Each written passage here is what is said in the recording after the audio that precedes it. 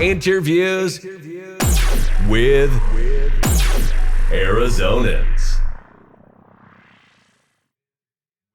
Hey, welcome back. It is time to podcast. Today, I have a really important topic that we're going to talk about. We are going to talk about homelessness in downtown Phoenix. I am with the authority in terms of really understanding the homeless situation down here, but also kind of getting to some of the root causes. And so we're going to talk about a lot. I think it's a really important topic, so stay tuned for that.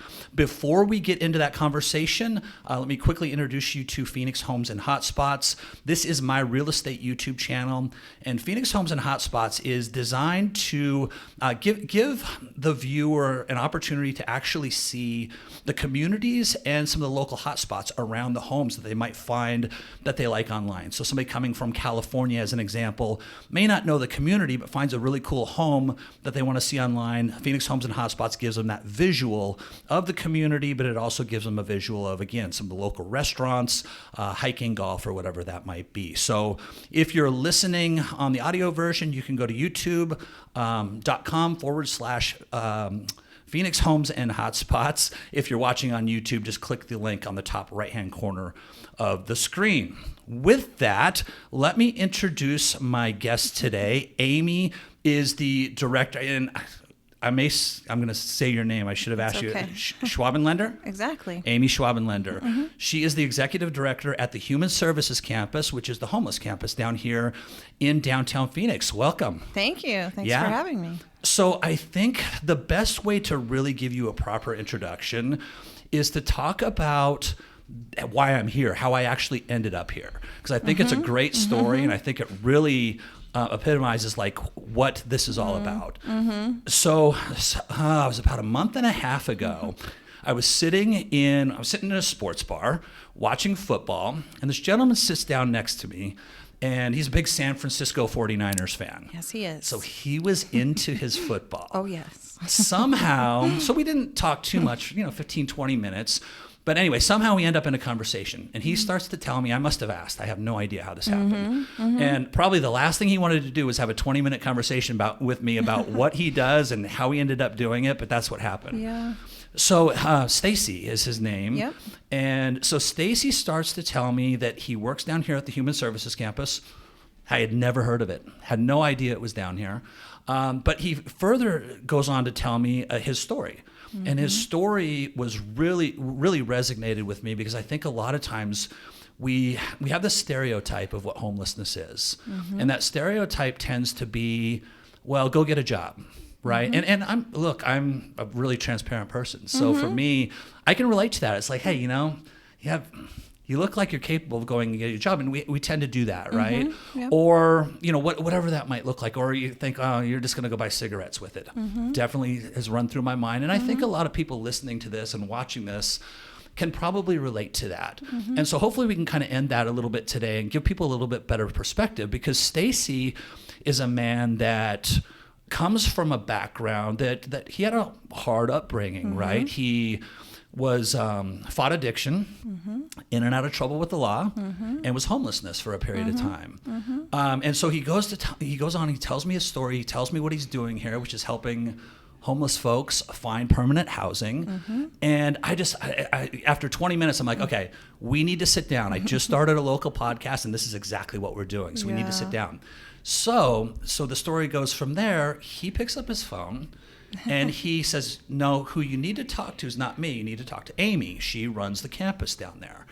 So he picks up the phone, he texts you, and he says, Amy, I'm sitting next to whatever he says, right? And I think in there, because he kind of was reading some of it to me, or he was kind of verbalizing some of it, and he said, I don't mean to bother you, or something like that was in his text. Yep. You immediately text back. Within 60 seconds, you had texted him back, said, no bother at all. And so the reason I tell that story is, number one, I want people to understand that homelessness, there are people that get beyond it, right? They go on to have successful lives. And I think that's really important. But the other thing is, I think it really speaks to your leadership here as the executive director of such a huge campus and such a huge project. So anyway, so congratulations for that. Well, thank you. with that, so I spend a lot of time talking, and I have very little time with you. So now I'm going to let you do most of the talking. But I felt like you deserved that proper introduction. Oh, thank you. So why don't we start with what is the Human Services Campus for people that just have no idea. They haven't been down here. They haven't seen any of this. They see homeless folks on the street here and there around the valley, but haven't seen what you do down here. What is the Human Services Campus? The Human Services Campus is a place. It's an ecosystem. It's also the name of our organization. And thank you for being interested, because it always makes us a little sad when people say they don't know where the campus is, or that the city of Phoenix and the county of Maricopa have a human services campus, because so much amazing work happens here every day. The campus opened in 2005 and was owned by Maricopa County. Maricopa County really took the lead on a capital campaign to fundraise. A lot of community members had this idea about co-locating services. Before there was a campus, there was a shelter operated by Central Arizona Shelter Services, or CAS. There was a healthcare for homeless clinic. Actually, in this building we're sitting in, Maricopa County ran a health clinic right here for people experiencing homelessness. There was a St. Vincent de Paul dining room and an Andre House dining room, and some of these services, and some of them walkable and some of them not walkable. And at that time, Phoenix really had less of a public transportation system than it does now. And community members, one of our founders, Mike McQuaid, they came together and said, what if we designed a place to co-locate services for people experiencing homelessness? Sort of like a retail shopping center where you can go get everything you need, right? You stop at one street corner and you can pick up everything you need and you can go back home. This is the place for people who have no home. And it came to be. It's changed a lot over the years. In 2017, Maricopa County decided they no longer wanted to own the property, and they deeded it to our nonprofit. So our nonprofit is called the Human Services Campus, Inc. Yes. So our organization, the organization Stacy and I and 50 some other people work for, is called the Human Services Campus, and it's the name of this place. And it puts our organization in the role of landlord. We're a property owner, we're a property manager, we do all the janitorial, landscaping, security guards, and we work with the 15 other partner organizations to be here and provide their service. And it makes this really unique, not only in Arizona, but in the entire country, to serve people experiencing homelessness in this way with a very holistic approach. We're very client-centered. We do only serve single adults. We do have families and youth show up on their own, and our staff quickly connect them with our partner organizations that focus on those subpopulations so that this stays a place for single adults. For people listening who know downtown Phoenix at all, I think one reason why people don't know we're here is because we're just south of Jefferson. Right. Or south of Madison, between Madison and the railroad track. And so you can be driving down to a sporting event and not even know there's a homeless issue in downtown Phoenix, and there's a place serving people experiencing homelessness. Absolutely true. People are going back and forth to work. We're between the state capitol and City Hall and the seat of the county government. And many people don't know that we're here. So I always appreciate when people want to talk about it to help make us less of a secret. It's interesting. So you said the county deeded it to you, which is very, very fortunate. I mean, I just heard a story in Seattle where they're now starting to talk about building high-rise condos for the homeless, where I think the cost to build a unit is $150,000, but they're selling them to the city for $550,000. Wow. And how many people that houses or whatever, I don't know. But I mean, to have a campus like this that where it's deeded to you is pretty fortunate. And so, yeah. Yeah, it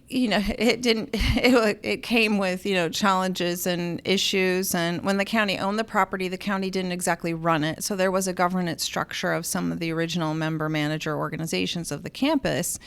And with the gift of the deed comes deed restrictions. And this 13 plus acres of property has a permanent deed restriction to provide homeless people services. So it's limited into what can be done here. And, we can end homelessness.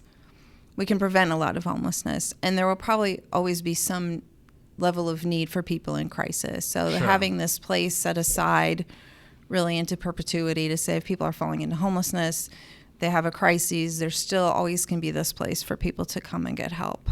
I want people to understand something that you just said. You just said we can end homelessness. Yes. So we're going to talk about that a little bit later in terms of some potential solutions and stuff. But I think that's really important. Okay. How many services? You mentioned that you have 15 partners here on campus. Yes. Or right here on 13 acres. Right here on 13 acres. 15 partners. How many services approximately? Probably over 20, because some organizations do more than one thing.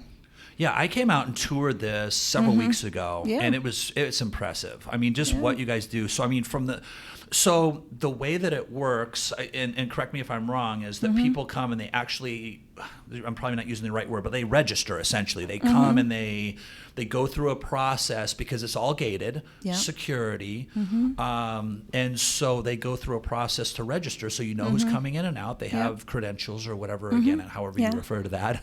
But you know who's coming in and out. And so, really interesting operation and really obviously well run and just it's streamlined. It was really impressive. Well, thank you.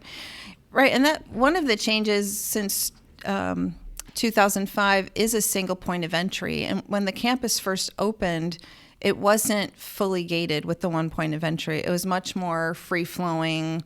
People could come and go. And for a lot of reasons, that changed over time. And, you know, right or wrong, a lot of what we do is driven by grants and contracts. And the Federal Housing Urban Development Department funds a lot of the programs here on the campus. And it was probably around 2012 or so, HUD said that communities, in order to receive certain funding for housing and shelter, had to have a common assessment tool. And so right when people come here, they go through a common intake and assessment in our Brian Garcia Welcome Center. And to ensure that we were finding everyone and providing that intake, it really had to come to having one single point of entry. So there's one gate for people to go to. We can start that conversation. Every client receives a campus ID so that it has their photo. It has a number on it that we use in a common countywide homeless management information system. So there can be a lot of data sharing. And really, yes, from a security perspective, it's helpful to have that. I mean, there's a lot of benefits to having one place where all of our clients come in through. Yeah, I mean, you have it streamlined down to you have a mail center. Like you have your own little post office right inside of the facility, which is crazy. Yeah. Well, it's one of the things people have to have a mailing address in order to end their homelessness. Yeah, for sure. We can't do a job application. We can't do a rental application. You can't buy a home, right? You can't fill out any application or piece of paper really without a mailing address. Yeah. And you can't use a P.O. box for a lot of Social Security state benefits. You have to have a mailing address. And it still remains unique, as far as we know, across the country, too, for us to have this kind of arrangement with the U.S. Postal Service, which means any of our clients can use our address on any of those types of applications and to receive their mail. And so before the gate, people can come and check their mail. They walk up to a window, show that campus ID. Our staff and volunteers check to see if they have any mail. Give them their mail. Over 5,000 people a year use that service alone. Really cool. Really cool. Yeah. So tell us about you. How do you, I mean, two questions, I guess. How and why? Why this? I mean, usually people have a story, like Stacy, right? Stacy has a story how he ends up doing something like this. What is your background? How do you end up into this? And maybe part of that is maybe the why will get answered right inside of that. I don't know. It probably will. And yeah, my husband often asks me the same question. Why do you do this to yourself? It's, it can be very emotionally draining, exhausting work for everybody that works here. So my background really out of college started in sales and marketing. I worked for big Fortune 500 companies. I did my own marketing consulting for a little while, and I never really felt fulfilled. I saw my income going up. The higher I moved up within an organization, or the more sales, you get more commission. I just never really felt good, or that I was doing what I was supposed to be doing. Interesting. And I don't, for me, graduating college, in 1990, it was also interesting time for the economy, and you sort of, I think, take a job where like, oh, I have to get a job. I have to start paying back my student loans. Yeah. I can't not work. And so I think for me, it was just, you start doing things and all of a sudden you end up in a career and kind of go, well, how did I get here? Yeah. Why am I selling software? I don't care. Like, it wasn't my passion to be selling software. So at that time, I was in a women's service group, and someone said, I was really going to quit my job and didn't know for sure what I was going to do. And she said, the Valley of the Sun United Way is looking for people for their annual campaign time, and they call those positions loaned executives. And you go work for United Way, you get assigned a set of companies, you basically go ask people to give to the Valley of the Sun United Way, and so they can invest it back into the community. And I was like, oh, that sounds interesting. I didn't really know what it was going to mean. And it ended up being really a transformational experience for me because I didn't know about nonprofits or the community need.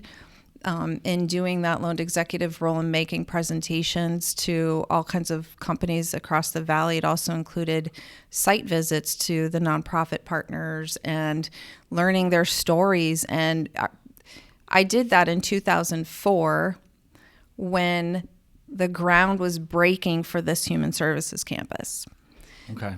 And I was asked if they needed more people, they needed more volunteers to do a site visit for CAS, for the shelter, which before there was a campus, there was a building just west of us. That was a 2 or 3 story building that sheltered 400 people a night that CAS operated. And so I was like, sure, I'll go on that site visit, and went into what was CAS and out the back window, and we got to see the dental trailer when Brighter Way was in a trailer. Okay. 2 dental chairs in a trailer. Which, by the way, is in the dirt. A crazy impressive yes. operation over right? there. Yeah. So I was like, I consider myself fortunate. I was in the trailer once. Yeah. And this was dirt because they were breaking ground to build the campus. And that whole loaned executive experience for me, which was about 5 months of work, I was like, oh, I should probably be working for a nonprofit. I feel good about this and that I can make a difference. And again, being educated more on the level of community need really drew me in. And I went to work at one small nonprofit for about 6 months, and then United Way opened a permanent position that I applied for. And I started working in the community impact department at United Way in fall of 2005, and ended up spending 13 years there working on the United Way agenda around ending hunger and homelessness and increasing financial stability, which morphed into this idea of breaking the cycle of poverty. And I learned a lot and had a lot of experiences, was able to do a lot of personal, professional development, and to keep learning about the need and the community. And for some reason, the homeless piece always was just, it was really close to me for some, well, I can tell you a story about how I think I figured out why it was a close thing for me that, would make me more emotional at times. And so in 2006, through, again, this HUD process, there's so much like HUD language. I don't want to get into a lot of jargon and acronyms. We have to have a continuum of care governance process for a big bucket of about $30 million that comes into the community.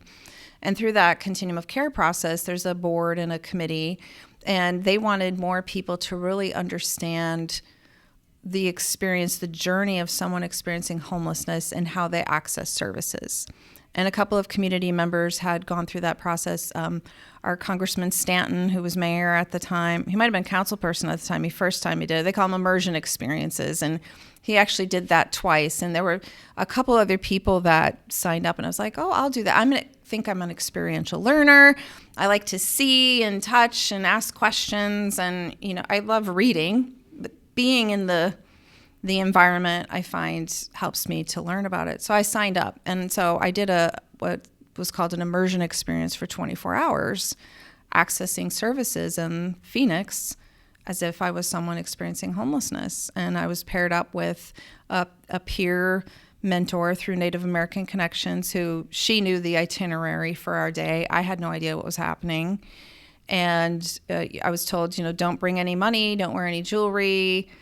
I didn't put my contacts in that day. I no makeup, pair of jeans and a t-shirt and baseball hat, and that was about it. Yeah. And it ended up giving me 2 bus passes when bus passes were pieces of paper. If there's young people listening, there really were. That did exist. Bus passes that were pieces of paper. And they gave me 2 bus passes and a sack lunch. And we went, we rode the bus. We went to an outpatient center.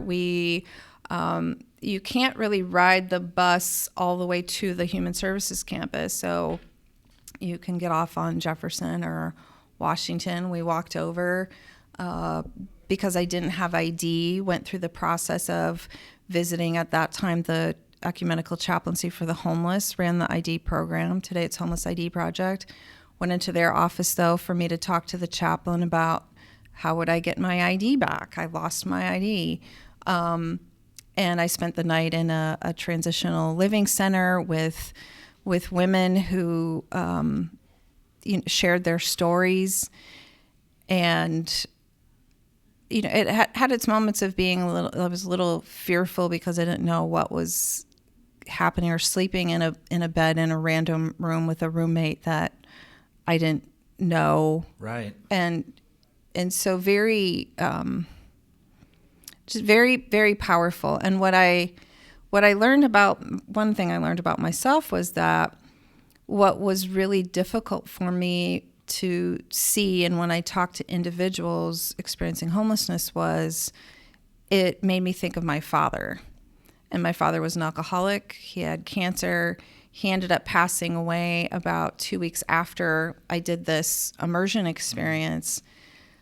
And I kept thinking my own dad was just a step or a half step away from falling into homelessness. If it wasn't for his second wife, his family that helped him, he could have easily been one of these people that I was interacting with on the bus or on the street or asking for ID. And for some reason, it just really hit home for me that these are people and they're human beings. And that could have been my dad.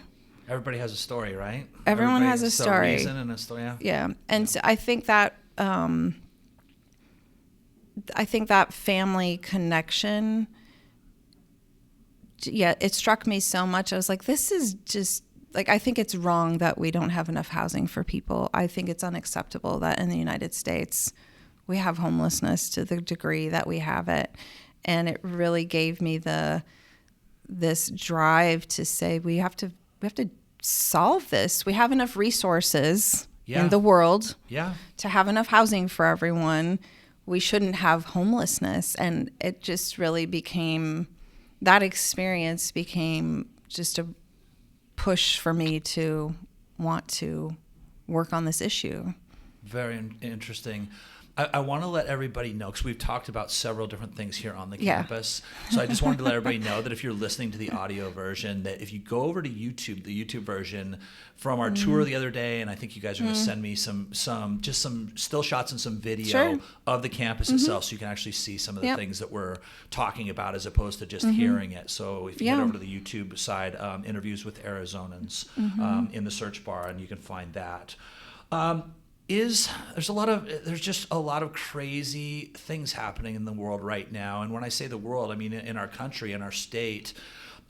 Is this a problem? Is this a challenge that's getting worse? I mean, do you feel like we're starting to get a handle on it, or are you seeing that it's just something that continues to spiral downward? Where are we at with this? Well, today's a interesting day to ask that question, I think. And now, so I've been working really in this space now for 16 years. 16 years. Wow. And there are things that go through cycles.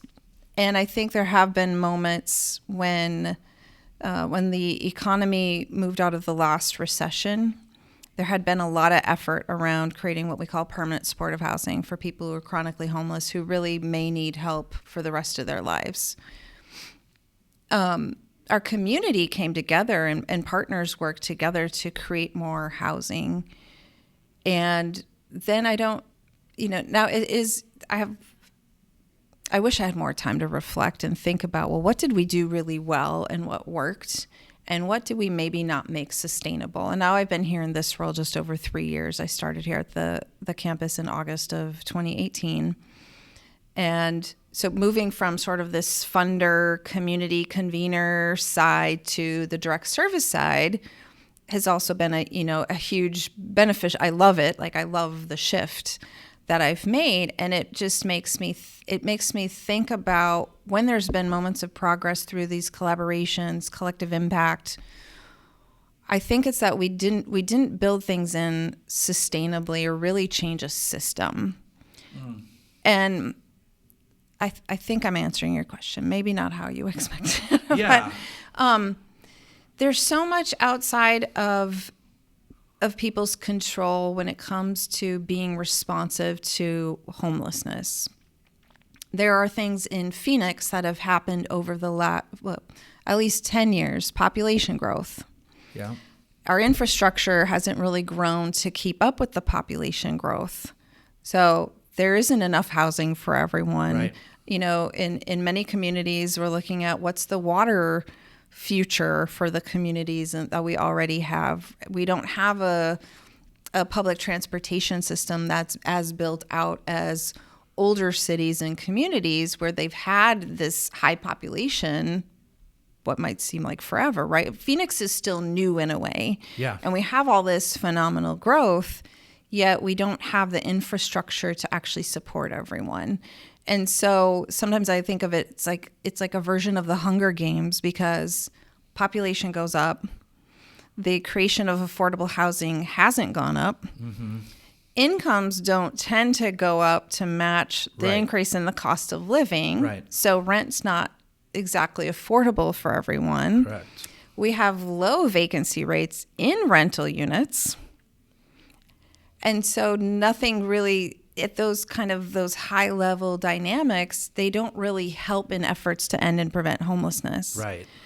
And through COVID, in March of 2020, the national organizations were projecting increases of like 45% in homelessness. And we were all like, oh my God, here we serve 800 people a day. Last year we served over 12,000 unduplicated individuals. And we think about a potential 45% increase. It's like, we can't shelter everyone today that comes here, right?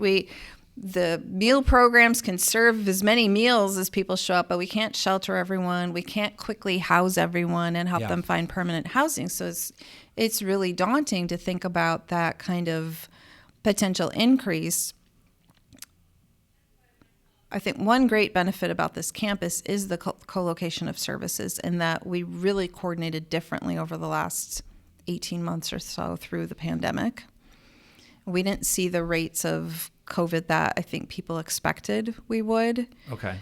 Which again, I think is a testament to everyone here. We've been disciplined about PPE and 6 feet apart and reducing the number of people in buildings and sleeping next to each other. The number of calls and emails about people facing eviction, I can say, has gone up. Okay. Because my name's on a HUD website. I get phone calls. I get emails every day. All sorts of different household situations, everything you can imagine about one person, 2 people, families with children, moms having babies, grandparents taking care of grandkids, women in their 70s who their spouses died. They've never been alone. They don't know what to do. Anything you can imagine from a household situation, people are now concerned about their ability to keep the housing that they currently have. So I think the bad news is, homelessness probably will increase because of all these factors. And just like the last recession, the rates of homelessness increased in a lagging way. The economy crashes, homelessness doesn't just go up the next day. Right. I think that's going to happen. Now, the good news is There's a lot more funding than we've ever had. Okay. We have the CARES Act money. We have American Rescue Plan money. We have the state of Arizona that has hundreds of millions of dollars. And actually yesterday they announced awards of about $45 million to housing and homeless service providers. So there's this good news. It is one-time funding.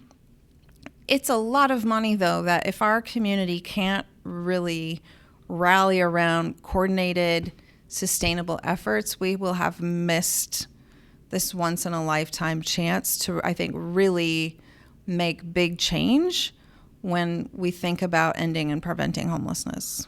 So let's talk about that towards the end in terms of what your vision. I want to hear your vision. Let's do that right towards the end. Okay. I want to hear a little bit more of, because you talked about a lot and there. you got me talking. Yeah, so no, I that's can awesome. just No, it's awesome. Talk. No, that's awesome. And when you talk about sustainability, right? I mean, what that's the whole key. Like, what is sustainable? And housing is such a big part of it. And there's other parts. We're going to talk about some breaking it down into people that are homeless and different challenges that they face, because there's so many different types of people in different situations. And like I said, they all have a story, right? Yeah. So do you have a sense for, I've heard numbers kind of nationally, and I don't know if these numbers are accurate or not, but nationally in terms of the homeless population is like 600,000 in the U.S., as many as 150,000 in L.A. I mean, I've heard all these crazy numbers. Do you have a sense, like if we look at like Maricopa County, and not looking for an exact number, because obviously it's kind of just a moving target, I'm sure. Yes. But do you have a sense for like just a rough estimate of how many people we're really dealing with that are facing homelessness right now in Phoenix Metro? Yes and no. It is hard to pinpoint. It's a very dynamic population. Homelessness isn't a static number. Right. Those of us in the space rely on lots of data points, and there's an annual point in time count that's done in the community. However, it wasn't done exactly the same way this year because of COVID as to prior years, so it's not a great comparison. On any given night in Maricopa County, the point in time count would say there's over 7,000 people. Okay. Single adults and people in families. Okay. I think all of us in this work would say that's an undercount, because it relies on volunteers to go out in 4-hour shifts in the morning and find people and count them. And there's a report run from all the shelters. So there's a number of people that were in shelters. So, I mean, I don't know that it's double that. I would say, though, there's probably 10,000 plus people experiencing homelessness in Maricopa County right now today. Do you think that, so if we compare that from 4 years ago, is that up significantly? Would that be, I mean, would it, and again, I know, your explanation earlier with the sustainability, I mean, is it, again, I'm trying to get a sense, like, is this something that's growing daily? And I get the lag measure and all of that stuff, but I mean, is this something that we're literally like on a daily basis, and clearly we can see into the future where this could get a lot worse depending on how the economy and housing and everything works out with the lag measure. But is it something we're kind of seeing, it's just kind of growing by the day or by the week, or is that a fair way to state it? It's at least growing every month. Okay. And one thing that we've seen over the last 5 years is the number of unsheltered people. So again, when we talk about how many people can we provide a shelter to every night, our community has always had fewer shelter beds than the number of people experiencing homelessness. Yeah. And when we look at that annual point in time number, the difference between the sheltered and unsheltered number has gone up dramatically year over year. So we have more unsheltered people because there haven't been an addition of shelter beds. Now, through COVID, lots of conversation. We went through a 2-year zoning case to ask to have more shelter beds here at this Human Services campus. There's been a lot more awareness, attention to the unsheltered numbers. And again, with this one-time money, we have governmental entities, the state, the county, the city of Phoenix, for example, looking at how can they use this one-time money to help invest in the creation of more shelters. And shelters around the valley, because part of, if you come to the campus, you see the visible unsheltered population. Yeah. We can't have everyone here at the Human Services campus. We do not want to have everyone experiencing homelessness in Maricopa County come here. Right. We all prefer that services be provided where people are at. Yeah. So if you fall into homelessness in Buckeye, how can we have services and shelter and housing in Buckeye, right? Yeah. So having a regional strategy and regional approach, and there's been a lot of momentum in the last 6 to 8 months. Again, as government is looking at this one-time money, how can it be used to create more shelter so we have an emergency, a crisis response for the people who are falling into homelessness? How many people are coming here? You mentioned some numbers earlier, but how many people? And again, I don't know if I'm saying this in the terms that you That's okay. use, but registered. How many people do you have in your database that are registered to come here? And then, if you don't mind, just kind of going back in just quickly, because I know you already said it, but just a rough idea of how many people are coming for meals, how many people you can shelter at night, and some of those things. If you kind of just run through some rough numbers. For the last 3 years, the total number of unduplicated people served here every year has been just over 12,000. Okay. They're all registered. They've all, been entered into our system. We call them a campus client, if you will. So there's about 800-ish people a day who come here on a daily basis. So it's not the same 800, obviously, right? Yeah. I can't tell you how many only come here and eat meals. What I can tell you, though, is the current shelter situation is just over 400 beds in Cass. And this is, again, where the county's been helpful with CARES Act money to create more COVID distanced shelter. We use a dining room in St. Vincent de Paul's building, and we use our day room in the Lodestar Day Resource Center to convert both of those spaces into overnight shelter for people. Okay. And right now we're sheltering 100. We can shelter up to 168 people in those two spaces. So think of it as we can shelter just over 600 people here every night. Okay. We have an outreach team that works with all of the unsheltered people around us in the neighborhood, engaging them in conversation, doing the same assessment, working with them on a housing plan.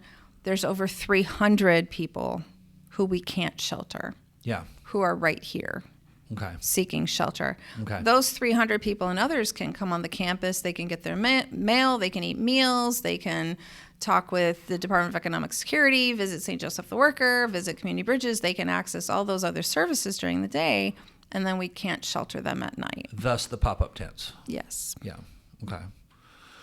Who are these folks? Let's talk about, we talked a little bit about kind of certain situations with housing and some of that, but maybe like just starting from the top of what people think of the most when they think of homeless. You think, I think the main two, and maybe kind of just taking them one at a time, but I think a lot of times people think, okay, addiction, and they think mental health, right? So maybe just starting at the top with addiction, can you talk a little bit about that population?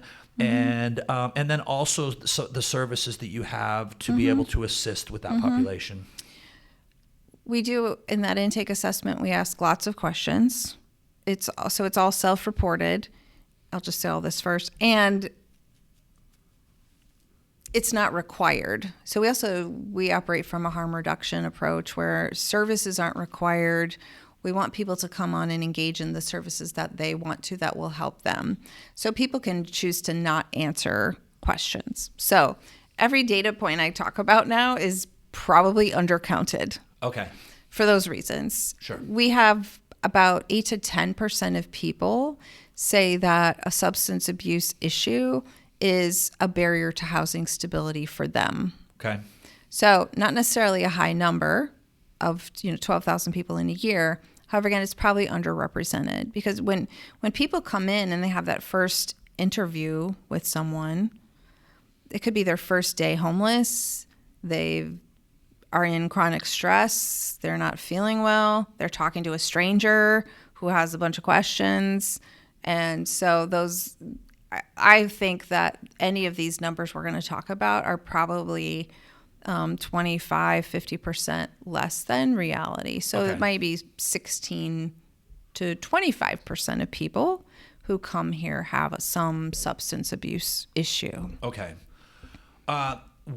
How are we able to, is that something here on the campus that we're able to assist them with? Yes. And how are you able to do that? I mean, what services are, and again, beyond, obviously we have food, shelter, and the things we talked about, but beyond the basic service, I want to kind of get more detailed on some of this stuff. So how are we able to help those folks?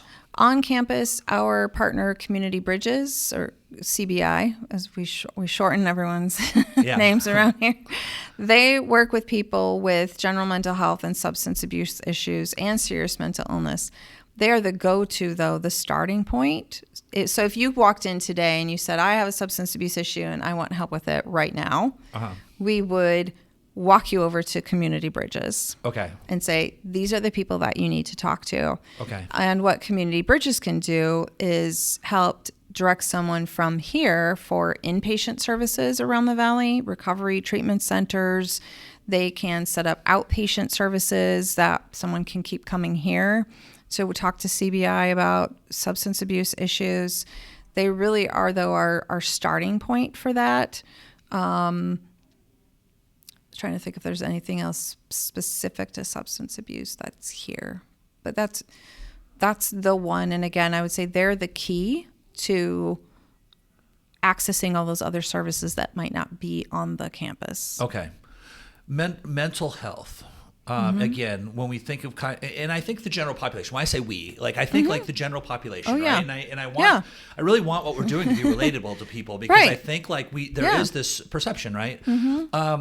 So what percentage would you, again, guesstimate in terms of like have severe mental health issues, and then what services are here for those folks?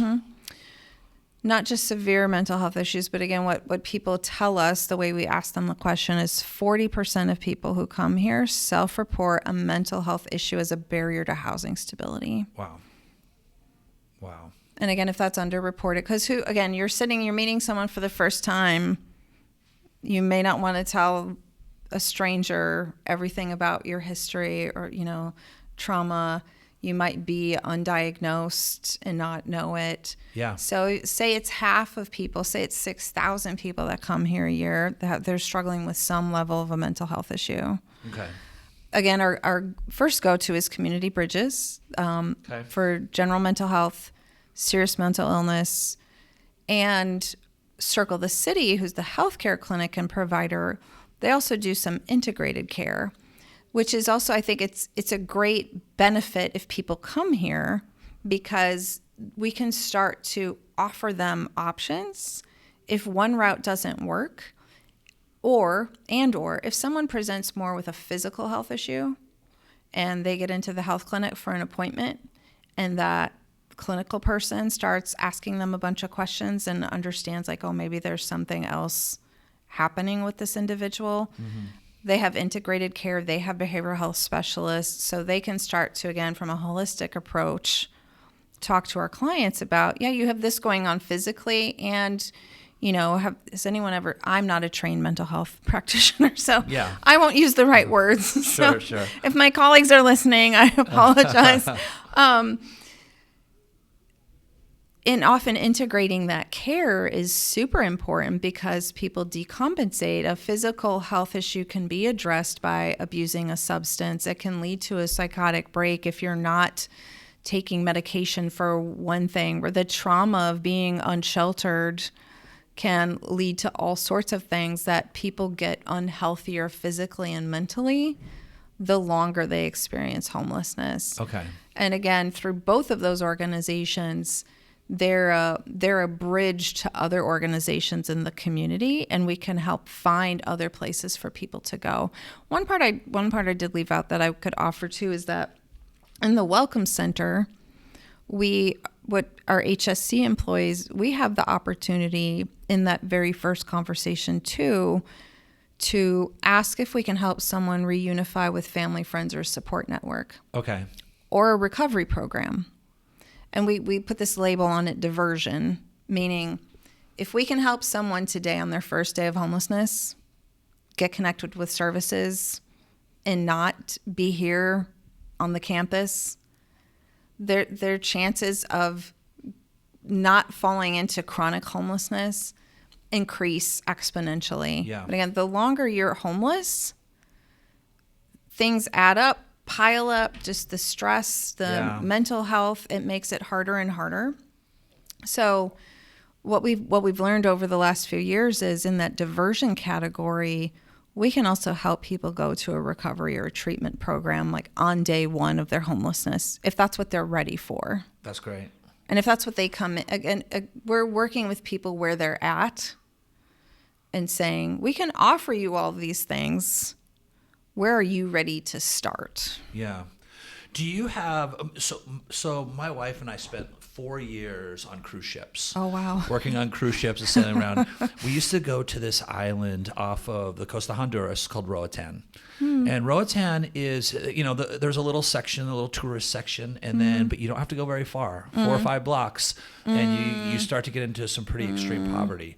So we always like to ask the locals where to go to eat, just for the really authentic local food. Yeah. So we used to go all the way down the street, and we went down this little alleyway and into this kind of dirty little restaurant. I mean, was what it was, right? But the food was amazing.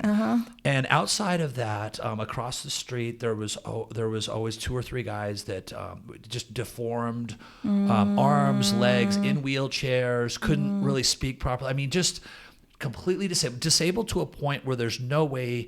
And one of the things we haven't spoken about yet, which I think is really important about your campus, is the fact that you have an employment center here, right? But there are, which is amazing, because that's a great first step in terms of obviously getting people back on their feet. Income, it always starts there.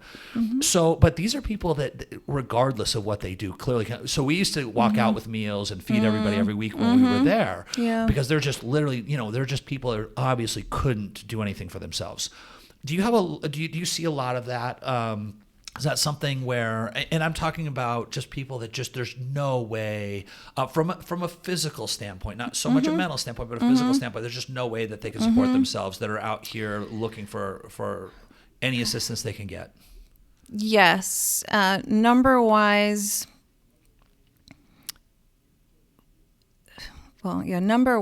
there's probably 20% of people who come on campus have a documented disability. And a serious mental illness can be a documented disability as well. So what we know from account last year when we were using parking lots with Maricopa County as a safe outdoor space. So part of the COVID response for unsheltered people was to help them have the CDC said a 10 by 10 square.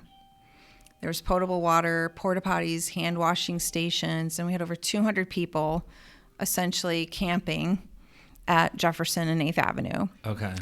What we learned out of that population was 60% of that 200 people had a disability. Okay. Wow. Wow, because for me it's like, oh my gosh, we don't talk about this intersectionality between the number of people who fall into homelessness that have a physical disability. Yeah. And I think it gets forgotten. It gets overlooked. I was recently on a panel with people talking about diversity, equity, inclusion with an advocate who said, don't forget disability has to be included when we talk about equity and inclusion. It's race, it's disability, and I think that gets overlooked at times. And it, again, like that's something that drives me to say we need to do something about this. It's unacceptable. Yeah.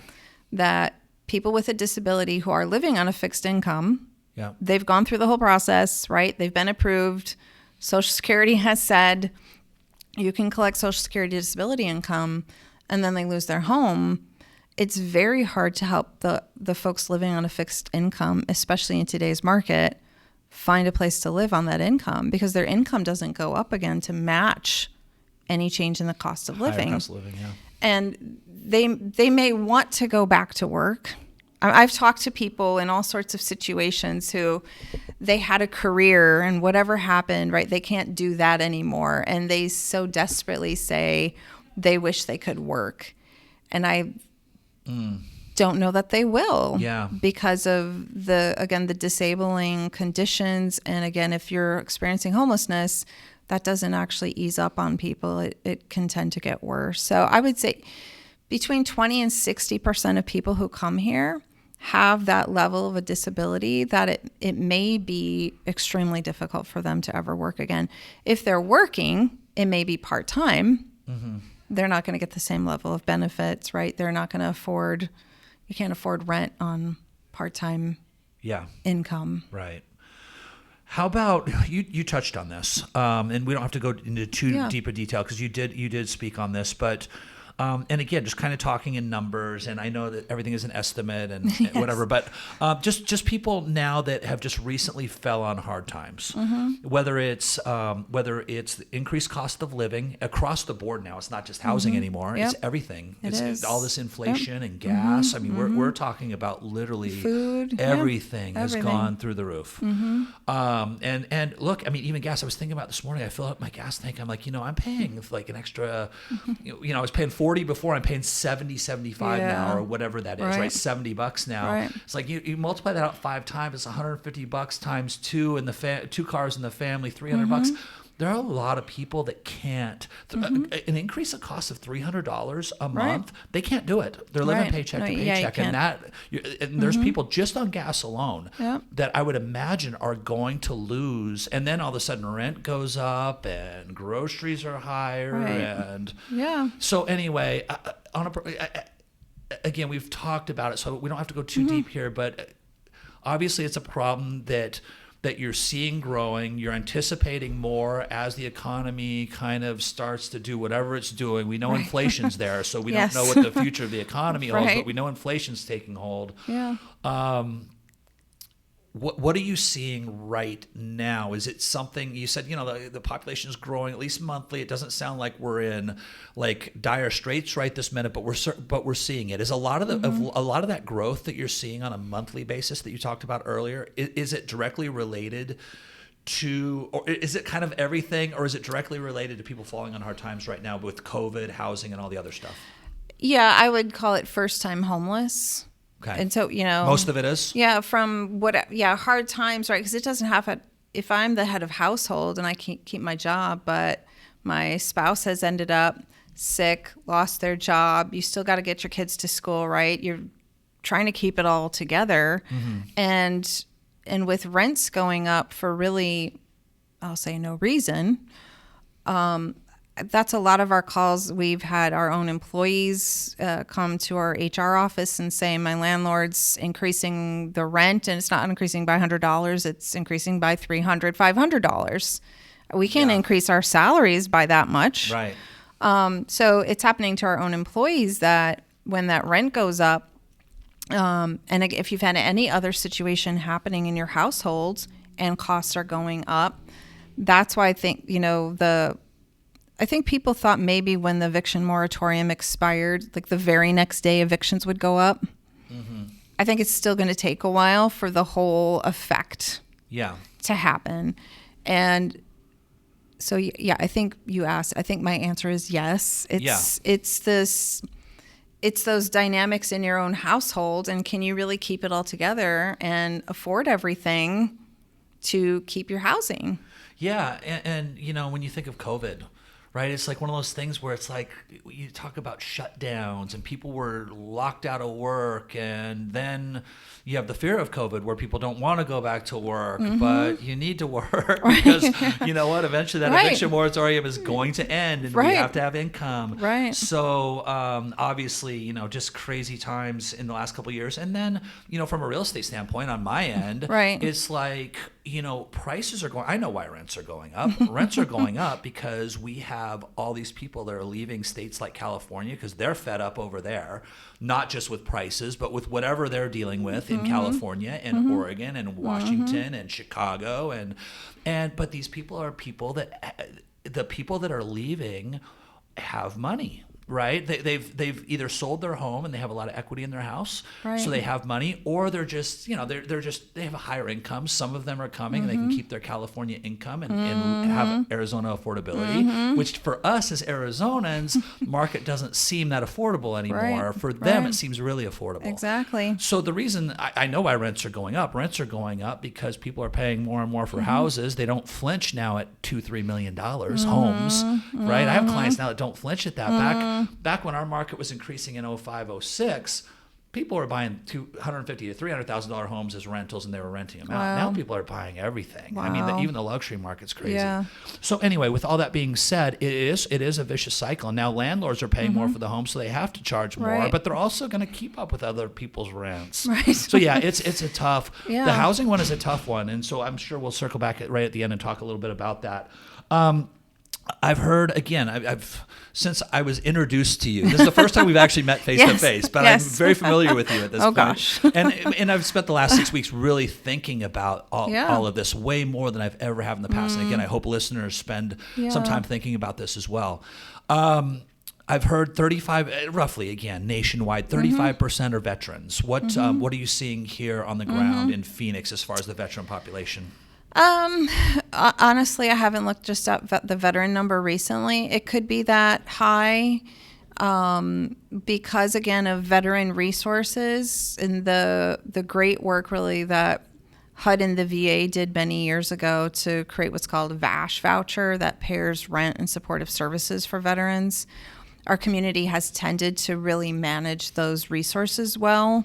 And so we see pretty low rates of veteran homelessness, especially chronic homelessness. And we talk about chronic homelessness, that's people who have long periods of homelessness or multiple episodes in a short period of time and have a disability. Okay. And the chronic veteran numbers here in Phoenix used to be much higher. I don't remember the numbers. But our community has done a great job around coordinating, collaborating for our veterans to really keep that. The amount of time a veteran experiences homelessness is, I would say, shorter than the amount of time a non-veteran experiences homelessness. Interesting. So I would think the veterans would be some of the disabled we talked about earlier with PTSD and some of those things, mental. So I'm surprised by that. I'm encouraged by what you just said, but I'm also surprised by it because I would think that population would be fairly large with some of the, I'm sure, mental anguish they go through of being in war and all the other things. If it's not physical, at least mental. So that's encouraging to hear that it's not, that at least the population is tends, I think you said, kind of tends to not be homeless as long. Right. And the local VA, giving credit, the local VA is really built in to our process. They have a community resource referral center for veterans. They have staff here 5 days a week for about half a day in the Lodestar Day Resource Center. So they're outreaching to veterans. We have a Veterans Outreach Center every day on the campus operated by Catholic Charities, run by people who are veterans and formerly homeless themselves. And so that peer model is really, really helpful to connect people, again, quickly to peers they can talk to, resources in the community that are specifically designed for veterans. Families and family units, children, whether it's just children, hopefully it's not just children, but just the family structure. I know that that's not something, and you mentioned it earlier, not something that you necessarily do here, but you for lack of a better term, outsource it. you refer it, you partner it. Thank you. I'm in the business. I am in the business. We care about everyone. Yes, we care about everyone. So I didn't, not to cold term, I just, what came to my mind in the moment, but refer it, right? Yeah. You partner and you refer it to the proper resource. Are you seeing a lot of that right now? I mean, that to me is just heartbreaking. We're seeing and veterans more. too. It's like when you see kids out on the street, I don't think there's anything more heartbreaking than that. We're seeing an increase in family homelessness. UMOM New Day Centers, which is just down Van Buren, we partner really closely. We're seeing more family homelessness. We do have families show up here in our Welcome Center. Our team quickly works to connect them with UMOM or other sources if it's a youth on their own. And when we think of homeless youth, some of the definitions really center around that meaning under the age of 25. Yeah. So we'll serve people between 18 and 25 years old. We also know that can be a really fragile time. People are still growing. They may have been traumatized. A lot of youth have come out of the foster care system. And so again, for 18 to 25-year-olds, we work with nonprofit partners that really have specialty programs and services only for that population.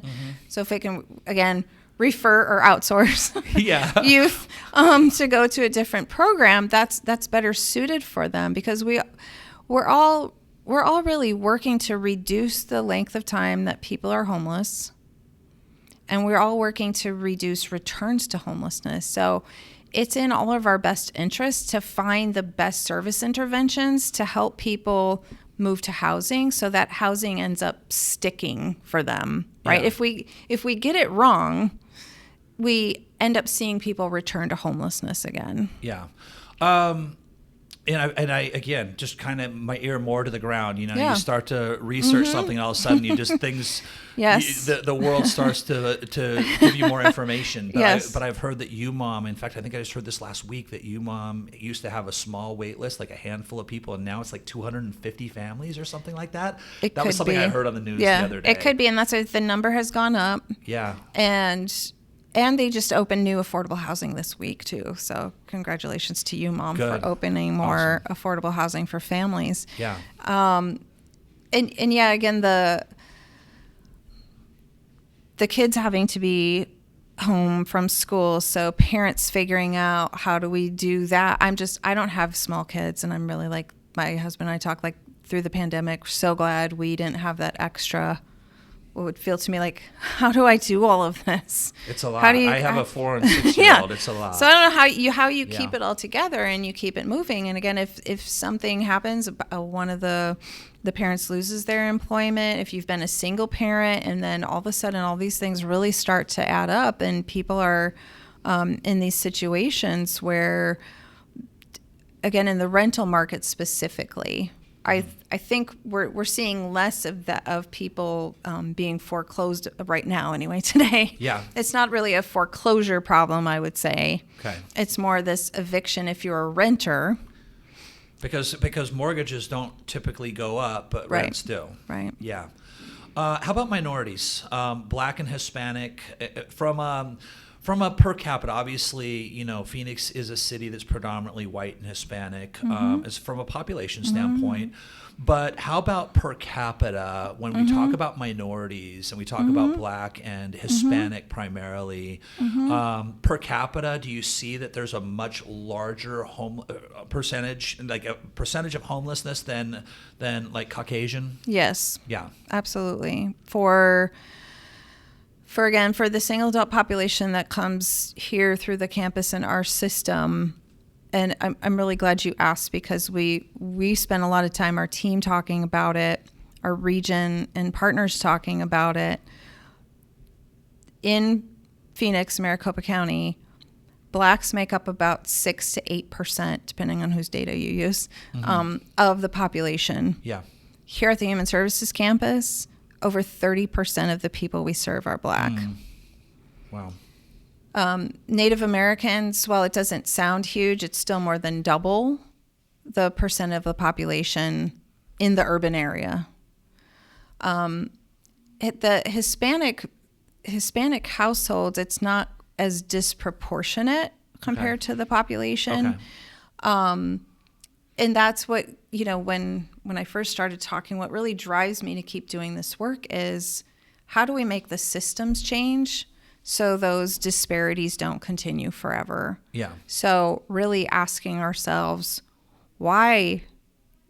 What happened? What systems can we look at to change it so that we don't have that huge disparity in the Black Indigenous population? So Black and Indigenous is where you're seeing the majority of just disproportionate homelessness. Okay. Sensitive topic, but important to Arizona, and not to get into the sensitive side, but clearly if you have millions of people coming across the border all at once, is that something that you have to plan for the way that you would plan for COVID or rising rents? Is that population? I mean, we were talking like over 1 million people estimated this year across the border. Is that something that you have to plan for on this end? No, we Okay. don't. Yeah, we don't see an effect. We don't see that population coming here. Okay, interesting. Yeah. Because you would think, like, you know, a lot of those people, and you know, they don't. a lot of those people don't have a lot of means. They're not coming with a lot, right? So you would think that it would filter into the homeless population somehow, but it's interesting that it doesn't seem to affect it. Okay. No. Very, very interesting. Yeah, I don't know why. I can't offer any explanation. Cool. I think it's just interesting that it doesn't. Very cool. Yeah.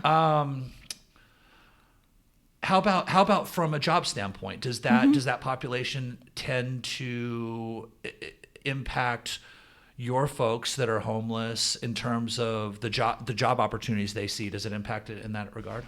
No, and I think if you were to talk to St. Joseph the Worker, they would say there are so many jobs right now, and a lot of the reason why more of our clients can't get jobs, a lot of it goes back to if you don't have a place to live, you don't have a place to sleep every night. Yeah. It's very hard to show up to work and clean clothes and you've showered and there's different barriers. And again, that rate of mental health issues, it can be challenging to gain and maintain employment. Yeah. And right now, though, I think St. Joseph the Worker, if they were here, they would say, we have so many businesses that want to hire people. That's great. If I tried to quote the executive director, Brent, I'd probably get it wrong. But he talks about, telling people like, really, you just need to have a pulse and show up. That's all employers want right now. Yeah. Yeah. We're looking across our campus partners, we're looking to hire about 100 people right now. Interesting. We have that many open positions just here at this place. Are you able to fill some of those, kind of like Stacy, are you able to fill some of those positions with people here that come through your campus? I mean, is that... Sometimes, or we do, I would say half of my staff probably has some lived experience, whether it's homelessness, it's the correction system, it's mental illness, addiction. And, we do, I think people with that experience like Stacy who then want to be part of helping other people seek out these jobs. Yeah. And we definitely want to hire people with lived experience because, again, from a peer perspective, like I've never experienced homelessness myself. If I talk to people out on the street, some of them will talk to me, but I can't relate at a level of someone who's been in their literal shoes and had the same experience. So it's always, I think, more effective to have people doing the work that have the lived experience. Yeah. Hiring people like direct from the campus today into roles is challenging for a lot of reasons. There have been organizations have started and experimented with let's employ clients. Mm-hmm. And there just tends to be conflicts because then you have kind of clients serving clients, and it doesn't usually lead to very good outcomes on both sides. Yeah, understandable. People though who receive help here, they go on, they may go do work somewhere else and then they come back, or they may work for a partner organization, just not exactly at this location. Again, people though have this lived experience, I think, in my humble opinion, are better employees to help people truly end their homelessness. Services. We've talked about a bunch of them. I want to make sure that we kind of hit most of them. So, I mean, we've talked about everything. Obviously, the basic needs, right? Food, shelter, clothing. Yes. We've talked about a mail room. All the orgs are up there. The mail room. Yeah. So 15 different organizations. We've talked about the mail room. We've talked about the dental facility. There's a medical facility, correct? Mm-hmm. Yes. There's, is there anything else? There's a garden urban farm. There's an urban farm. Thank you. Words matter. Yes, I know. Urban farm. Anything else like that's? I'm trying to remember everything that I saw when I was here. But I mean, is there anything else that's from a services standpoint that we missed? We've kind of mentioned IDs. So today, Homeless ID Project, probably 90% of people who come here need help with state identification or a vital record. So Homeless ID Project is critical. We have shower programs. So if you're not in a shelter, you don't have a place to shower in the morning. So we have a shower program for unsheltered people, really like starting at the very basic needs level and then helping people move up from there. We have housing providers that are either on campus or going to take our referrals. So like in Stacy's role as a housing navigator, he's helping people get connected. Really, we're hoping everyone finds a permanent, affordable, accessible home. Yeah. And so we have lots of housing provider partners. A New Leaf is on the campus with one of their housing programs. The Maricopa County Superior Court holds homeless court. It's been virtual for the last year and a half. That was what I meant to mention. Well, we hope they come back on campus soon. They help people, go through that process to know how many community service hours they can do to adjudicate fines. They can quash warrants because, another huge barrier can be you've had all these misdemeanor, you get traffic tickets, you get a ticket for public urination. All of a sudden you owe cities $10,000. Yeah. Yeah. They're never going to just get $10,000, to eliminate those fines. So the court program is really important. I'm glad you mentioned that. Critical. That was what I meant to mention as well. Yeah. Let's move into kind of the final phase then, solutions. And so I want to give you just kind of an opportunity to talk in a broad, like in a very, not broad, but like a very kind of broad but specific, maybe, I don't know what it is. Okay. Right. But before I do that, I have a question in terms of what's the most empathetic way for the average person to assist a homeless person. So I'll give you an example of what I mean by that. If you drive through the city of Scottsdale, you see signs that say, please don't give money to, I think the sign says panhandler. I know words matter. I don't know if that's the right term, but I think that's what the sign says. Yes. But it does encourage people to give to organizations such as yours so that they can seek help and assistance. It seems like a reasonable way to approach it. I mean, it seems to me, and again, this is me being completely naive to all of this, and a lot of the listeners probably being right where I'm at. Right. It seems like a logical way to say, look, take the money. Now, of course, that has to happen. So if you normally give out $10 on the side of the street, then that $10 needs to go somewhere. Right. When you still need to make sure the money goes to where it needs to go. But it seems like a logical way to do that from a standpoint of people aren't going to get help and they're not going to get out of homelessness if their money comes from the street corner, if that makes sense. That's my logical mind thinking what's the most empathetic and maybe the right way for somebody that's listening that says, hey, I want to be part of the solution here. Is it a hybrid, keep giving the money on the side of the street, give to an organization, or take the money, give it to an organization? What would your advice be? What is the most empathetic and maybe the right way in your mind to do that? Well, in some ways, I think it depends. And there are a lot of individuals that, I see along freeways at street corners holding up signs that I know if I've offered them help or I say, hey, have you heard about the campus? They may be professional panhandlers. Right. There's, I've heard stories from neighborhoods, they watch a person, they hold up their sign, they collect some money, and they ride their bike back to a house. Yeah. So I think it's up to each individual. And for me, it's like, trust your gut if you're talking to someone. If if you're going to hand over money, also have no expectation of what happens to it. Right. Because if you're going to give someone $10 or $20, you don't really know what they're going to do with it. So think of it as a gift. Yeah. And it's interesting that you said that because I actually had that experience a couple of weeks ago. There's a lady on the side of the road. She said, sign unemployed or whatever, pretty close to my neighborhood. And I rolled down the window and I said, look, she was in the north. I live up in the north central Phoenix area. And I said, and I didn't have the cards. One of the guys here gave me one of the cards, but I didn't have them with me. Cards, which, by the way, is probably an interesting thing for people to know as well, is the You Matter cards. I don't know how they get their hands on them, but maybe you can talk about that in a minute. But I rolled down the window and I said, hey, there's a human services campus in downtown Phoenix that can help with unemployment. And she kind of did the brush off wave, and she goes, yeah, I know about it. And she walked away all disappointed that I wasn't holding money out for her. And, those are the things I think that frustrate people when they, it's like, I think people have an expectation, and I'm kind of this way. Like, I'm like, I'm all for helping, but you have to do your part to help yourself to a certain extent.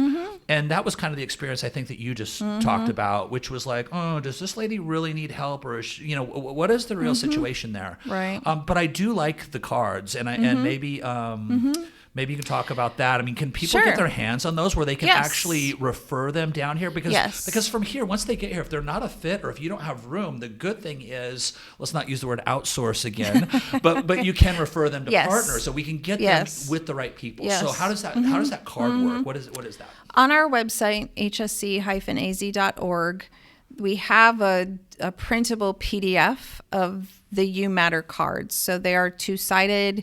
Anyone, though, can download that, print it. You can, if you buy your Avery We'll put a link. Product, or you can tear them, you can cut them. Yeah, those the sheets there to be downloaded so that anyone can print them, hand them out. Beyond that, again, for me personally, it's if I talk to someone and if I offer them, if they ask for money, and I honestly don't carry cash usually because we don't need to these days, right? Yeah, so someone asks for money, say I don't carry cash. If I'm going into a store though, I'll just ask them, do you need something to drink? Can I buy you a sandwich? Yeah. When's the last time you ate a meal? Right. And for me, I think you can decide pretty quickly if they're sincere about telling you what they really need or not. And if they do walk away, I don't try to make assumptions about people. I just feel like, okay, I'd like to help you in this way. Yeah. And I've gone in and bought sandwiches for people, or one person got really excited one day they hadn't had a Coca-Cola in a long time, and it was like the best gift ever to give them a cold Coca-Cola. And that's not going to end their homelessness that day. Yeah. After working here though for 3 years, I can tell you that human connection and talking to someone and asking them their name can change their attitude, their day, their emotional state of being. And so I would say we never know when that one interaction is going to be the thing that gives someone hope or optimism, or they're like, oh, I was just seen. Yeah, I was just seen. And you're right. I haven't gone to that place yet because you talked to me though. Yeah. I'm gonna take a step today. And we don't know what engagement is really going to be the thing that can cause someone to connect differently. And they make that decision. I'm ready now to get help. A couple of things that you said there. First of all, I've done that too, where, you hand somebody a bottle of water or something, or like, oh, that's like, why are you handing me that? Right. So asking them first, but building that rapport, right? Like that's what we do as human beings. We talk to each other, we build rapport, but we look at a homeless person and we're like, and sometimes you go, oh yeah, that person doesn't look super stable. And so you're concerned with your safety or with your kids, but that's not everybody. No. Right. And there are a lot of times where you could just make somebody's day by having that quick conversation and bringing them out a sandwich or even a bottle of water or whatever that looks like. So yeah, that's really, really, really great advice. Let's talk. So now what's your, we started out, we said, hey, we can end homelessness, but really, what is that? If you could wave a magic wand, if I were the mayor right now and you came to me, or if you were the mayor and you came up with a solution for this, what does the solution look like? And kind of twofold. Number one, what can we do as from a city, municipality standpoint, but also like the people listening, how can they get involved to help? So I want to kind of talk about broad, and then we'll talk more specifically how people can donate here to help, the campus and stuff. But what is your vision for actually ending, or coming as close as you can to ending homelessness, right? To make a huge impact. Yeah. Thank you. So I think of it as there's short-term and long-term solutions. And there's this direct day-to-day interaction with individuals. And then there's this big systems change, which tends to fall in the long-term solutions piece. If we're faced with, in the Valley, 12,000 people experiencing homelessness today, or 10,000, whatever the number is. Yeah. Things that our community could do today is to look for creative ways to offer people shelter. The studies of housing interventions programs show that by bringing someone into emergency shelter overnight makes it more likely that they will follow a housing plan and end their homelessness. It's not impossible for us to, work with the man across the street who's been unsheltered and move him into housing it doesn't happen as often, and it's not as likely to work in the long run. So providing, and it's more humane to bring people indoors, whether it's hot outside, and offer them AC. It's not cooling off yet dramatically here yet in Phoenix, but it will, right? We'll have freeze warnings. Right. It's not humane to have people outside. So, there's lots of models where churches come together in this model called I Help to have people sleep indoors overnight, offer them a meal. Which may sound simple to some and not so simple to other people. Yeah.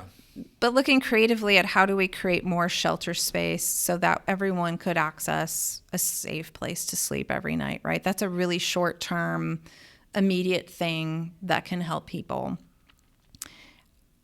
I've also been on this, platform for a pretty long time. We have to figure out how to keep people housed. And how do we keep people who are living on a fixed income, especially, how do we help them stay in the housing they already have? Mm-hmm. Because these numbers of the rates of homelessness will keep going up if people keep getting evicted. Right. And especially our senior population, the elderly population living on a fixed income, how do we help them stay housed? When a woman in her 70s shows up here, never been homeless before, never had to ask for help before, they don't immediately qualify for some of the housing programs because they're not in that chronic category. It's their first day homeless. And then when you ask about how much money they collect in Social Security, it's generally not enough to afford rent today. So I would, that's a lot of people can advocate. So I find myself advocating, whether it's elected officials or whomever, to say, we have all this one-time money coming into Arizona. Yeah. How do we help people stay housed?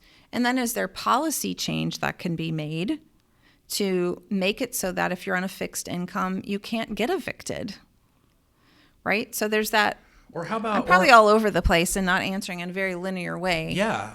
Well, and it's not a linear problem, though. Well, and so even beyond that, it's in my mind, it's hard to say can't be evicted, because then the landlord's going to have a hardship, right? And so now you're creating another hardship out of a hardship. Unless they're further subsidized. Yeah. Yeah. Or another way to do that would be, we talk a lot about raising the minimum wage. The challenge is that gets passed on to the consumer, right? So that's where inflation comes from. So it always gets passed to us. But, I think another potential solution, and I don't know exactly, it's just, but, people that aren't earning a quote unquote living wage are people that qualify for additional welfare to make sure that all their bills are paid. And so, and these are people that are working. These aren't the, and again, there's a working poor level in our community. Working to me is the key, right? Because again, I'm one of those people that I advocate for people that help themselves. I don't think you should be sitting and taking advantage of the welfare system and not working. But I think people that are honestly working and earning a living wage, instead of just creating another problem out of a problem, why not just say, hey, these are the people that, we need to, let's sit down, let's look at the budget. Let's say you're earning this much, your expenses are this much, there's nothing unreasonable about your expenses, they're living expenses. These are the people that qualify for additional welfare, and make sure that that's covered. So there's got to be a way to do that. I agree with you. And there's probably a lot of different things that could be discussed. And I just think, if you say, okay, you can't be evicted, now we still have to take the same money, and now we have to, you know what I mean? Now we have to go, okay, now we got to subsidize landlords. Well, I'm generally talking about people living on a fixed income. Yeah, for sure. Because their Social Security is not going to increase to match any increase of inflation in any cost of living, right? So in my head, I see categories of people. And some of the long-term systems change too, which is really about advocating at the federal level to the federal departments and our congressional representatives is West Coast states. The formulas for, say, housing vouchers, if people hear the word Section 8, which is a housing voucher, it subsidizes the rent. The formulas for any of those types of programs have not been updated since the 1970s. There's been one time, right? Here's a whole bunch of money one time, right? And when I talk about the population change in Phoenix, and those formulas for things like housing subsidy have not increased to match our population, we're already at a disadvantage as a community. Right. And that has to change at the federal level. So, if, for people who like to lobby and advocate, there's an Arizona Housing Coalition that does that kind of advocacy. There's national organizations, the National Income Housing Coalition, in their last year's report, just for kind of for another number, in Maricopa County, only 26 households seeking affordable housing out of 100 can access it. Okay. Wow. And though, like that, telling people work more or work harder, right? Like that doesn't solve that problem. So how do we really look at also then housing development? And I'm not saying that developers shouldn't make a profit. Right. However, there are communities, there are some housing developments where you have more mixed income within one development, right? Or you create a multi-use kind of space that has commercial, and you find, it becomes it's not my core strength to do that, but smart people who do development can create spaces that allow one piece of their property to generate enough cash flow that it can help for the other pieces that people may be on a subsidized rent. Yeah. And in Phoenix, it is going to continue to grow, most likely. So it's really, I often think there's got to be some comparison when the smart people decades ago planned for water and developed the canal system. That's a level of infrastructure. Yeah. And I guess like one of my wishes or big solution things was, how does our community have a housing infrastructure plan so that people who decide to live here have everything they need to be stable in their home environment? And we've done that around water. Yeah. Can we do that around housing? Right. What have we not? I wanted to mention earlier. I'm going to put a link in the description on all the platforms for the card that you talked about. Okay. Where people can download that card. Yep. And then we'll put some other links where if people want to give whatever. Sure. So we'll put some other links in the descriptions. What have we not talked about that's important to you that you think that people should know? And we're gonna talk in a minute about how people can actually get involved here with human resource. I always want to call you the Human Resources Campus. Okay. I don't know why, because you have so many resources. Yeah. Here. But the Human Services Campus. But outside of just that, which we'll talk about in a minute, is there anything else that you think is just really important for people to know? Just some parting advice or just information that we haven't discussed.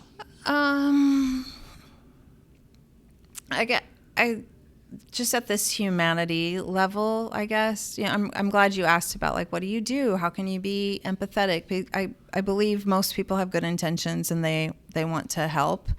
I think starting with asking people, organizations, what do you need? How can I help you? Yeah. And really just looking at people not necessarily as unhoused or homeless, just looking at them as another human being. Yeah. And really saying like, what happened in this person's life that led them to this place? It goes back to the story, right? Everybody has a story. Everyone has a story. One of the things, one of the ways that I've thought about this, again, just in recent weeks since this, I knew that this was coming down the pipeline, was like, it's one thing to see it, it's another thing to understand it. And hopefully you've helped give people a much better understanding today of like how they can help, what it looks like, and just the human side of what's going on. And hopefully we can keep striving for solutions when it comes to housing and all the other stuff. If somebody wants to, donate, if they want, I don't know, volunteer, how do they get involved with you? Can they just go on to a website? What's the best way to get more information about you, to donate, to volunteer time, or whatever that looks like? The best way really is the website, hsc-az.org.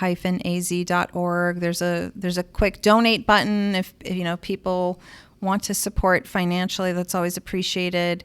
There's a section, and we have an Amazon wish list of items. Some people like to collect items or go to Amazon, and you can order and buy things that just get delivered here. We go through toiletries to no end, with shower programs and emergency showers, soap, shampoo, towels. We have clothing closets in 3 different places on the campus. again, we didn't really talk about the demographic profile per se. It's a higher percentage of men that come here, about 80% and 20% women. So, and I think I now have it, I could write a study that women buy more clothing, shoes and accessories. And so women, we tend to have more to donate all the time than men. My wife and my closet, like we have his and her closets, they're pretty close. They're not too far off. So we know we're women are generous and donate things, but really about 80% of our population is men. And so we're always looking for belts and new underwear and socks and shoes. And, it is probably going to get colder here as we move into winter, maybe hats and gloves and scarves and jackets. And so like the literal things, some people really, I know, like to, again, do drives and collect things, and we can help people through that. Again, through the website, there's contact information. There's a listing of the services here. And so every one of the organizations that we've talked about, if we missed anyone, there's their name, their logo, what they do here. You can click on their logo to go to that organization's website, because everyone here needs help. Everyone has a need. Whether it's financially, it's volunteering, it's in-kind items. Stuff, yeah. So really the Human Services Campus website, I would say, is the best place to start. Okay, good. Let's shift. Let's kind of end on. I always like to promote local, so I would like to promote something local. Do you and your husband have like a favorite restaurant? Oh gosh, you like a local restaurant that you like? We love Spinato's for pizza. We love Via Luna or Macayo's for Mexican food. Awesome, yeah. Those are three of our top favorite places. I'm a coffee addict, so any fair trade cafe, the Refuge on 7th Avenue, small coffee shops are my jam, I guess. Cool. Last thing, I wanted to ask you also, do you do fundraisers and events throughout the year? Do you have anything coming up that you want to promote that people should know about that they can get involved in? Sure. Our organization is really focused on one event a year. It's the I Am Home Breakfast. Okay. And it's named after our founder, Mike McQuaid. He passed away last July due to COVID. So we're still struggling with that a little bit, but the Mike McQuaid I Am Home Breakfast will be Friday, December 17th. Coming up, good. 7:30 a.m. at the Biltmore. And there's still sponsorship opportunities available. That's all clickable through our website. All on the website? Okay, It'll also be streaming online. So we'll have fewer people in person this year than past years, and we'll have that option to view it online. Good. So again, all that information will be in the descriptions below, whether you're on YouTube or one of the audio platforms. We'll have that downloadable, and then we'll a link. I think hopefully we can link directly to that, where they can just download that maybe and carry it around in the car or carry it around. Yeah. And then a link to the website, and so where you can find and maybe we can find even a direct link just right to the event where they can get more. Yes. We'll figure it out. Whatever we can link to, we'll figure that out. Thank you so much. Oh, Thanks for taking the time. Thanks for the conversation. I took you over a little bit on time, but I think I could spend like a half a day with you and and never get to the bottom of it. I mean, never really get all the questions answered. Probably. I think we did a pretty good job of getting to it. So thank you again for taking the time. Thank you. All right. Thanks for everybody for listening. If you enjoyed this show, remember to subscribe if you haven't already, and share this interview. You never know when you might change a life. If you'd like to get involved in the conversation, you can watch this full podcast episode in our Interviews with Arizonans YouTube channel and engage by liking, sharing, asking questions, and commenting on this or any other interview on YouTube. Thanks for listening to Interviews with Arizonans. Remember, keep asking questions until you get the real answers. We'll see you next time.